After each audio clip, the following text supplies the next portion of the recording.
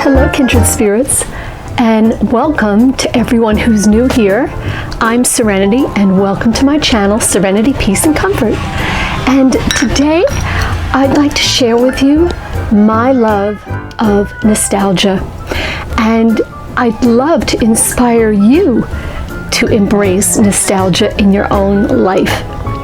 And I'd like to show you how to do that. So join me, won't you? Go get a cup of tea or a cup of coffee, and let's have some fun.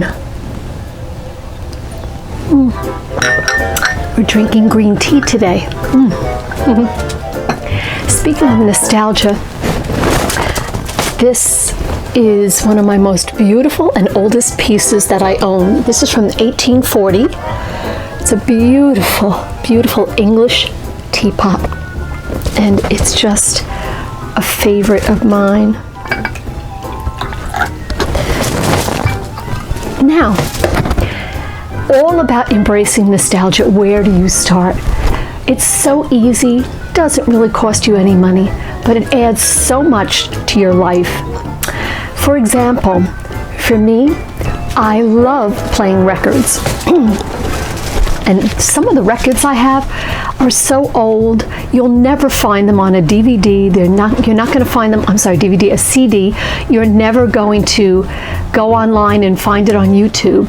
So these old records that I have are so special because the music is as wonderful as it was when it first came out, and I hate to lose that. So I play records and I love the nostalgia of it, and I love old music. Here's one fabulous movie theme record. This is Broadway show tunes, and this, of course, can you get more nostalgic than these tiny little things? The King Family album, 60s music, and some old-time historical music. I love it all. I love it all. And I have music for every mood that I'm in. And when I'm reading a book, I'll put it on, or if I'm cleaning, I'll put it on. So it's very, very special, and it adds such an interesting dimension to your life. Next,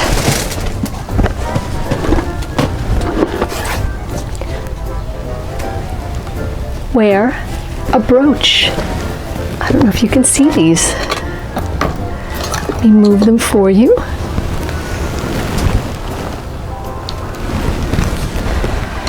When I was growing up, every woman had her brooch on her upper shoulder, on her suit, or on her cocktail dress.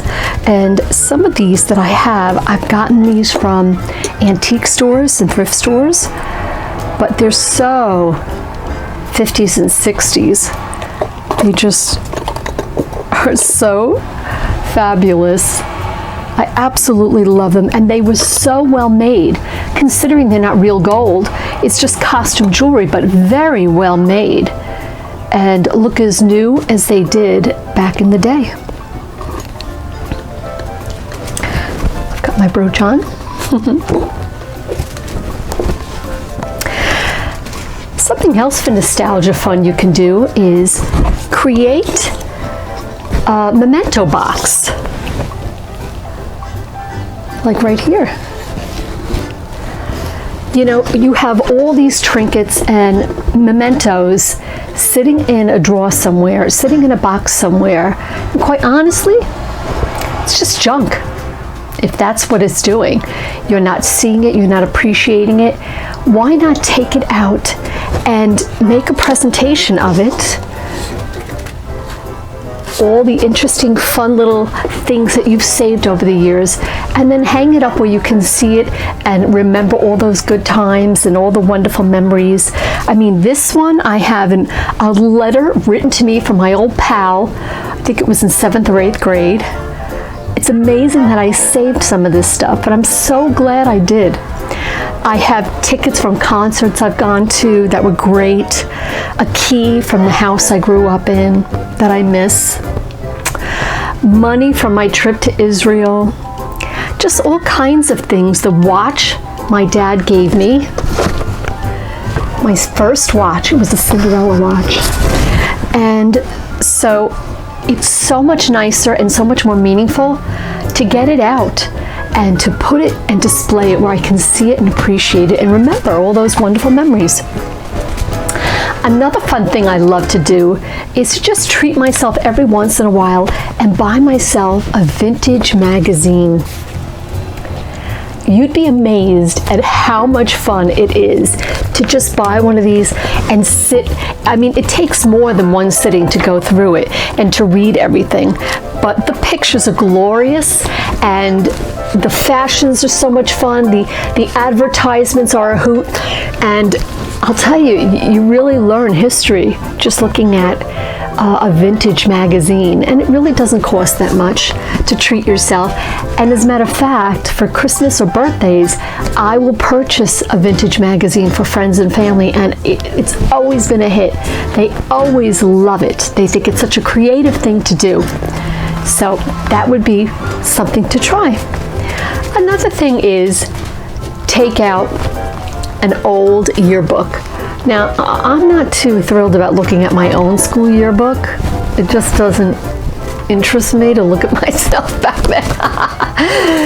But I love taking out my parents' yearbook and to look at life back then and to just look at some of the interesting things that they had back then that we don't have now. For instance, looking through my dad's old clubs that he was in and things that he took part in, I'll show you a great example. Here we have the school rifle team. Bet you that shocks a lot of you, huh? And they never worried about anyone going crazy with their rifle.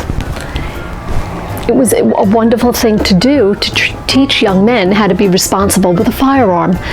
And so it's just great to look at some of the things that they had in those days that are long gone, but so much fun, and such a wonderful thing to do. You know, you pull this out and you put, you know, maybe like this album on of old show tunes while you're looking at this. It is a blast. It is just so much fun. Another thing I love to do is write letters, handwrite letters with an old pen, an old calligraphy pen. I tell you, people these days so appreciate a handwritten letter because nowadays it's just so rare. And for you to take the time to slow down, think your thoughts out, write something beautiful, address the envelope, make the envelope beautiful, and send that off. I can't tell you how many times I get compliments from people and I get comments like, that was so nice of you.